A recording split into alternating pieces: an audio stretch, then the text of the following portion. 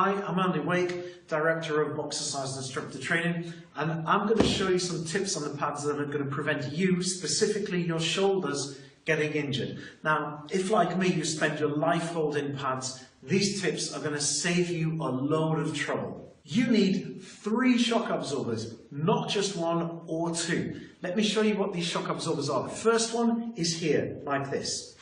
There. Never have your pads like this or it's game over. You are going to get a rotator cuff tendon injury there. So your pads can't be here, too wide. They have to be here, like this, with the dot no wider than my shoulder.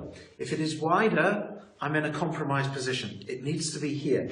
And you can see straight through there so that you can actually coach people. You don't want the pad in front of your face because you can't see what they're doing, what errors they're making. So you need to be able to see through like this. You want it around about 90 degrees approximately. And you need your wrist straight, never like this.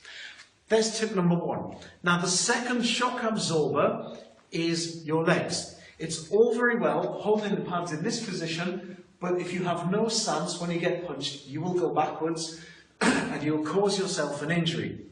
So your second shock absorber is your stance. So you need to be in a proper boxing stance like this and with your pads in their correct position.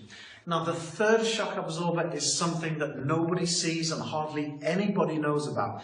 This is what I would call the secret shock absorber. And it's something, like I say, hardly anybody knows about this, but it's vitally important. Watch this. If I'm upright when someone punches me, imagine a hard puncher is hitting me, and I get hit and I go into hyperextension.